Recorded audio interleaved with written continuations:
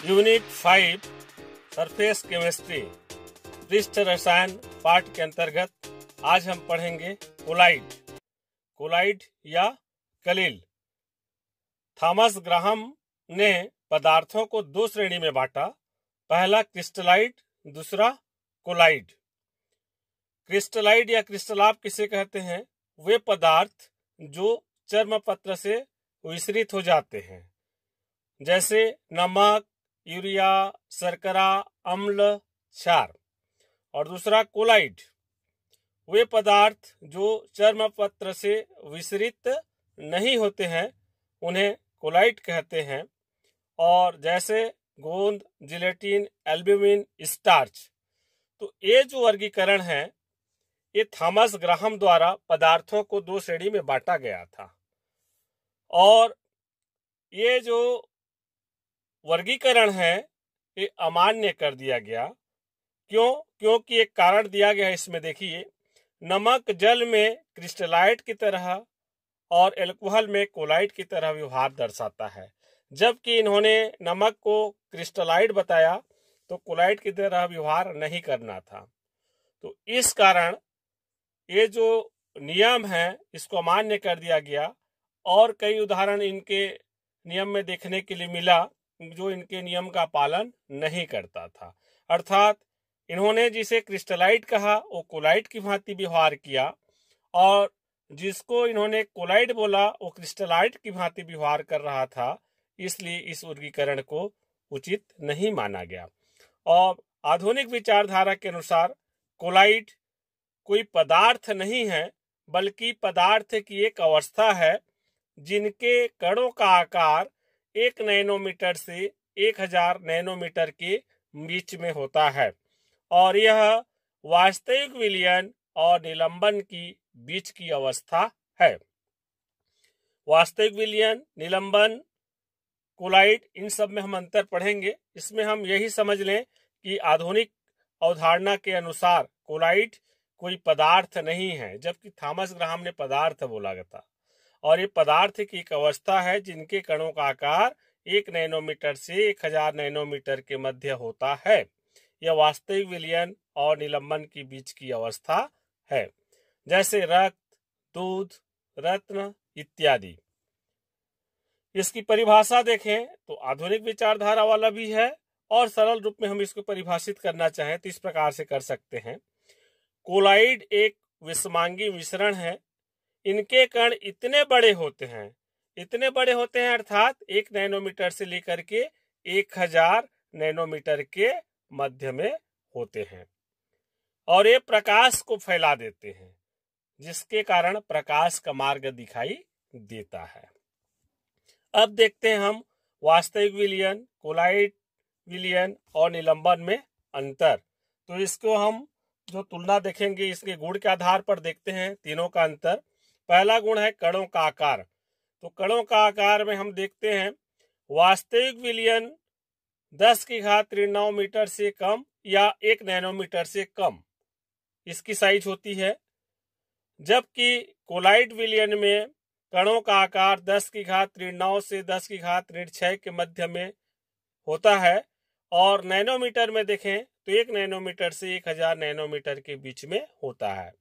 उसी प्रकार निलंबन का सबसे बड़ा कण होता है 10⁻6 मीटर से अधिक, या बोल सकते हैं हम 1000 नैनोमीटर से अधिक होता है। तो इसमें हमको देखने के लिए मिल रहा है निलंबन की साइज बड़ी होती है। वास्तविक विलयन में आप उदाहरण ले लो, शक्कर को पानी में डालो, विलयन बनेगा, समांगी मिश्रण बनता है, अर्थात हमको पदार्थ के कण दिखाई नहीं देते हैं। कोलाइड विलयन आप स्टार्च जो आटा बोलते हैं ना, उसको पानी में घोलिए और उससे कोलाइड विलयन बनेगा, जैसे गोंद है। और निलंबन, रेत को पानी में डाल दीजिए, नीचे बैठ जाता है, स्पष्ट दिखता है बड़ा कण जो है। तो देखते हैं इनके साइज के आधार पर। यहाँ पे मैं एक बताने का प्रयास किया हूँ। देखिए, एक पात्र है, इसमें छोटा कण के रूप में बताया गया है। हालांकि हम इसको आंखों से नहीं देख सकते हैं, पर समझने के लिए यहाँ पे हम बता रहे हैं कि वास्तविक विलयन की साइज छोटा हो। इसमें वास्तविक विलयन में कणों की साइज छोटा है, कोलाइड विलयन में कणों की साइज तो उससे बड़ा है और निलंबन में कणों की साइज और बड़ा होता है। इस प्रकार हम दूसरा अंतर देखते हैं और प्रकृति इसकी देखें तो वास्तविक विलयन की प्रकृति समांगी होती है, अर्थात मिश्रण में या इसके विलयन में विलायक और विलेय पूरा वितरित हो जाते हैं, इनके कण दिखाई नहीं देते हैं। कोलाइड विलयन विषमांगी होते हैं, माने इनके कण थोड़े बड़े आकार के होते हैं और निलंबन में तो और बड़े होते हैं। दृश्यता की बात करें हम इसकी तो देखते हैं वास्तविक विलयन अदृश्य होता है, हम इसको देख नहीं सकते हैं। कोलाइड विलयन के कणों को अति सूक्ष्मदर्शी की सहायता से देखा जा सकता है और विषमांगी में तो कण स्पष्ट दिखाई देते हैं, हम अपने नग्न आंख से भी उसको देख सकते हैं। अधिशोषण, वास्तविक विलयन में अधिशोषण कम या नगण्य होता है, जबकि कोलाइड में उच्च अधिशोषण होता है और निलंबन में नगण्य होता है।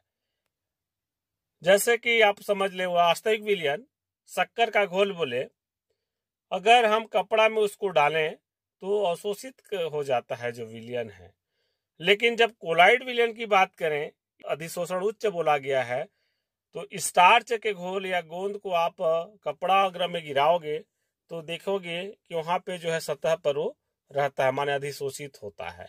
और निलंबन वाले में तो सवाल ही पैदा नहीं है, यहाँ अधिशोषण नहीं होगा, वो अलग अलग कण है, कण रेत को रखोगे ऊपर में बस रहेगा, फिर वो जो है गिर सकता है, तो नहीं के बराबर ये जो है निलंबन में अधिशोषण होता है।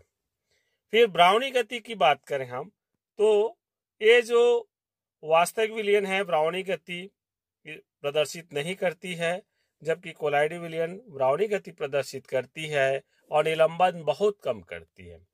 ब्राउनी गति आपको समझने के लिए बता दूं मैं, आप देखे होंगे घरों में होल में से अगर सूर्य का प्रकाश आता है तो वहां धूल के कण जो है या कण जो है टेढ़े मेढ़े गति करती दिखाई देते हैं। वही चीज है ब्राउनी, रॉबर्ट ब्राउन ने बताया इसमें ब्राउनी की गति में कि कोलाइडी विलयन में पदार्थ के कण जिग-जैग अर्थात टेढ़े मेढ़े गति करते रहते हैं और इसको उन्होंने अति सूक्ष्मदर्शी की सहायता से अध्ययन किया। देखते हैं इसमें कोलाइड विलयन में जो एक पात्र लिया हूं मैं, इसमें गति किस प्रकार से होगा, ब्राउनी गति को मैं बता रहा हूं। देखिए एक कण जो है आगे पीछे सरल रेखा में बिल्कुल जो है गति कर रहा है, टेढ़े मेढ़े गति कर रहा है, पर दूसरा जगह जा रहा है तो सरल रेखा में ही जा रहा है। एक बार और दिखा दूं, ये देखिए, और यहाँ पे एक चित्र प्रदर्शित किया गया है इसका, इस प्रकार से जिग जैग गति होती है, पर चित्र में आपको स्पष्ट दिखाई दे रहा है एक ही कण है, अलग अलग जगह गया हुआ है। यहाँ पे जो प्रदर्शित किया गया है देखिए, यहाँ आया, फिर यहाँ आया, यहाँ आया, लेकिन सीधी रेखा में वो गमन कर रही है। उसके बाद जब दिशा बदल रही है तब जो है वो जो है हमको जो है टेढ़े मेढ़े रूप के रूप में प्राप्त हो रहा है, हम देख रहे हैं। फिर अगला अंतर है टिंडल प्रभाव। वास्तविक विलयन टिंडल प्रभाव प्रदर्शित नहीं करता है, लेकिन कोलाइडी विलयन प्रदर्शित करता है और निलंबन बहुत कम प्रदर्शित करता है। टिंडल प्रभाव मतलब यह है कि जब कोलाइडी विलयन में से प्रकाश को गुजारा जाता है तो प्रकाश के मार्ग में एक चमक उत्पन्न होती है, माने प्रकाश का मार्ग दिखाई देती है, यही टिंडल प्रभाव है। देखते हैं, यहाँ उदाहरण में बता रहा हूं मैं, आप इसमें देख सकते हैं।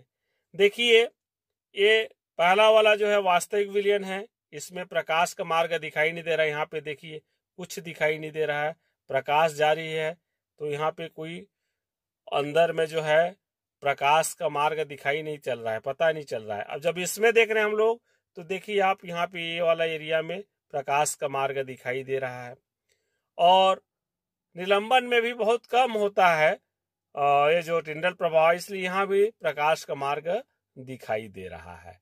तो यह है टिंडल प्रभाव। तो वह कोलाइड विलयन जो है सबसे अधिक टिंडल प्रभाव प्रदर्शित करते हैं। फिर है जमुना, इनकी सेटलिंग की बात करें हम तो सेटलिंग की बात करते हैं तो कण जो है पात्र के तल पर नहीं जमते हैं वास्तविक विलयन में। आप देखे होंगे शक्कर को घोलेंगे तो नीचे नहीं बैठेगा, लेकिन कोलाइडी विलयन का भी तो सामान्य स्थिति में नहीं बैठे रहता है, लेकिन अपकेंद्रण के द्वारा नीचे बैठ जाता है, या अपकेंद्रण के द्वारा हम इसको अलग कर सकते हैं।